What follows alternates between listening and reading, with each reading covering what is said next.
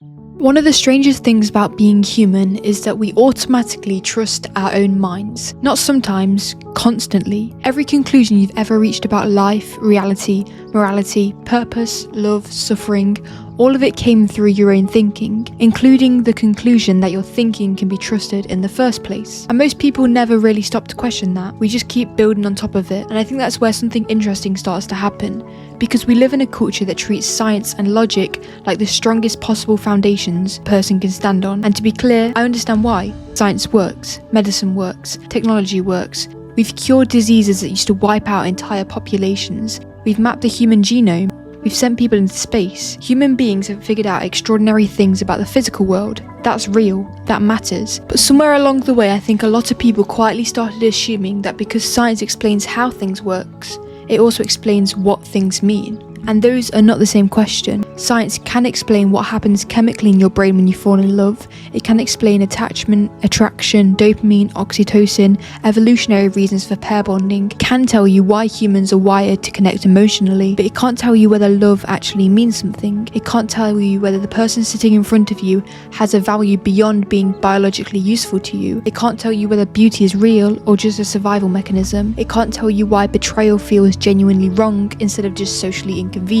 Those are deeper questions, and whether people realise it or not, the way they answer those questions shapes everything about how they live. If existence is completely accidental, if we are ultimately just matter that randomly becomes conscious for a few decades before disappearing again, then meaning becomes difficult to explain. Not difficult to feel. People obviously still feel meaning. People fall in love, people grieve, people sacrifice themselves for others, people create art, people cry over music, people feel moved by beauty, people feel like human life matters. The question is where those feelings come from and whether they point to something real. Because if reality is ultimately just particles and chemistry with no deeper purpose behind it, then meaning starts becoming something strange, something subjective, something temporary, something the human brain created because it was useful for survival. And I followed that thinking for a while, honestly, all the way to the end. And what unsettled me wasn't even sadness exactly, it was emptiness. Like the world could still function normally while losing all depth underneath it. Like everything still looked meaningful on the surface while secretly becoming hollow underneath. Because under a purely material view of reality, your existence wasn't intended. You are the result of a chain of events with no author behind them. Your parents happened to meet, specific cells happened to combine. Your personality was shaped by genetics and experiences you never chose. Your thoughts are electrical activity in your brain, and eventually your body stops functioning and all of it disappears. And if you follow that idea all the way through, eventually every human experience becomes difficult to separate from biology. Love becomes chemistry, morality becomes social conditioning, consciousness becomes neurons firing, purpose becomes self-created distraction. And maybe that's true. I couldn't stop noticing how nobody actually lives like they fully believe that. Even people who say life has no objective meaning still live as though things genuinely matter. They still believe cruelty is wrong. They still believe justice matters. They still believe in human beings having worth. They still believe love means something real. And I agreed with them. I just couldn't figure out where those things came from if reality is ultimately indifferent. There's a quote from Fyodor Dostoevsky that says, "If God does not exist, everything is permitted." And I used to completely misunderstand that. I thought it meant religious people were saying atheists can't be moral, but I don't think that's actually the deeper point. Because obviously atheists can be moral. Some of the kindest people I've ever met aren't religious at all. The real question is not whether humans can recognise morality, it's where morality comes from in the first place. Because if human beings are just highly evolved animals in a random universe, then morality becomes difficult to ground objectively. Wrong and right become preferences, useful social agreements, collective opinions, and again, most people don't actually live like that. Nobody watches genuine evil and thinks, well, technically that's just atoms interacting. Nobody sees injustice and reacts like it's merely a chemical preference. People react like something real has been violated, like human life actually has value, and I think that instinct matters more than people realise. There's this idea from C.S. Lewis that genuinely stayed with me for years after I first heard it. He pointed out something strange about human reasoning. He basically said that if our minds are only the result of survival and evolution,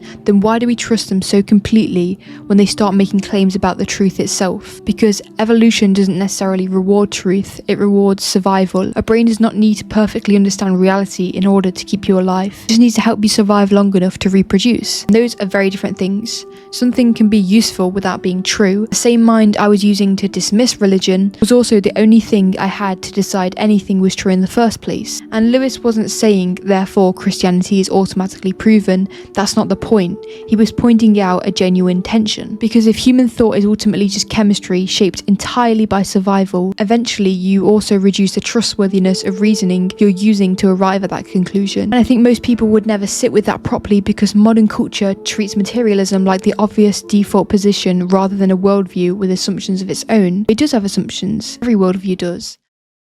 There's another thing I kept coming back to, consciousness itself. Because when you really think about it honestly, consciousness is bizarre. The fact that matter somehow became aware of itself is genuinely strange. A collection of atoms somehow became capable of experiencing love, grief, beauty, fear, memory, longing, meaning. You can explain brain activity, you can map neurons, you can observe electrical patterns. None of that fully explains subjective experience itself. Why does anything feel like anything? Why is there an inner world at all? Why are we not just biological machines reacting automatically with no awareness behind the process? Even atheist philosophers struggle with this. Thomas Nagel, who is not religious, openly admitted that materialism struggles to explain consciousness in a satisfying way. And I respect that honesty, because I think a lot of people pretend these questions are already solved simply because they don't want religion to be true. But pretending something is solved is not the same as solving it.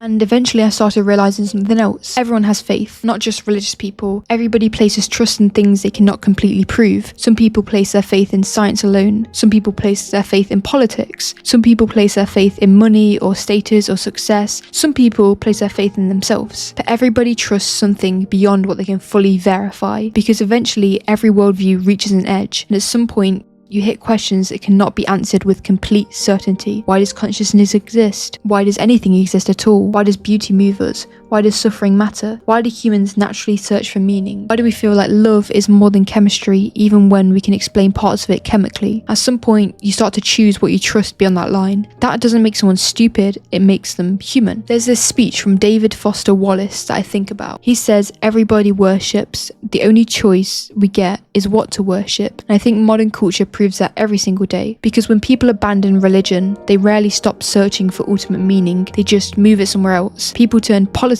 into religion, success into religion, productivity into religion, relationships into religion. And the reason those things often leave people exhausted is because they were never meant to carry the full weight of human meaning. That's why people achieve things they thought would finally fulfill them and still feel empty afterwards, because the hunger underneath that was deeper than achievement. And I know that because I felt it myself. I want to be honest about where I came from with all of this, because I think context matters. I didn't grow up religious, nobody handed me Christianity, I didn't come from a church background, my family wasn't religious, all the people around me were not religious either. And for most of my life, I quietly assumed serious intellectual people probably didn't believe in God anymore. Religion felt outdated to me. Not evil, not ridiculous, just unnecessary. I thought faith was mostly emotional comfort for people who couldn't handle uncertainty. And then I started genuinely following the materialist worldview all the way through, instead of just repeating it because it sounded intelligent. And the deeper I followed it, the more something started feeling missing. Because materialism could explain processes incredibly well. It could explain how stars are formed, how species evolved, how brains function, how chemicals influence emotion. But the deeper human questions still remained untouched underneath all of it. Why does anything matter? Why does beauty feel transcendent? Why does suffering feel meaningful instead of random? Why do humans long for permanence in a temporary world? Why does every human heart seem restless no matter how much it achieves? And I couldn't shake those questions anymore. Who am I really? Why am I here? What happens when I die? Does any of this mean anything? And I realised I didn't want comforting answers anymore. I wanted honest ones, even if they were uncomfortable. There's a line from Augustine of Hippo that says, our hearts are restless until they rest in you. And years ago, I would have rolled my eyes at that. Now I think he was describing something real about human beings, because no matter how much people achieve, there always seems to be something underneath still searching. And modern life is filled with attempts to fill that emptiness. More success, validation, distraction, entertainment, relationships, achievement, and yet anxiety keeps rising, depression keeps rising, loneliness keeps rising. I don't think that's accidental. I think humans are searching for something deeper than material satisfaction can provide.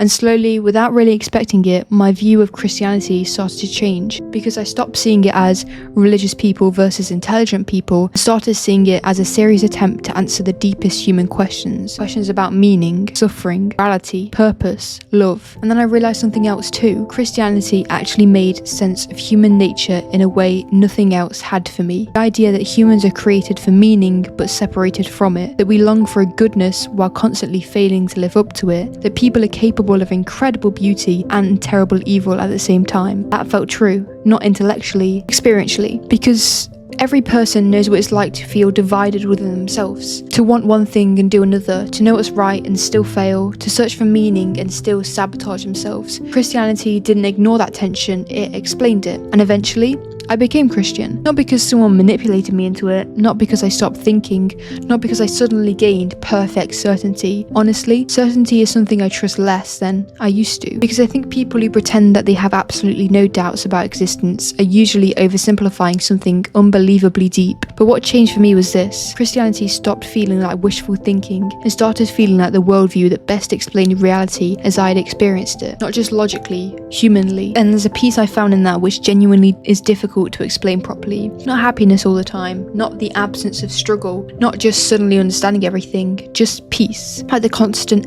existential noise underneath my life finally quietened down, like reality stopped feeling hollow. And I know how that sounds to some people, and I know some people immediately hear faith and assume irrationality, but I genuinely think the opposite can happen. I think that people reject faith not because they fully examined it, but because modern culture taught them beforehand that intelligent people aren't supposed to take it seriously. And I think that assumption deserves to be questioned honestly.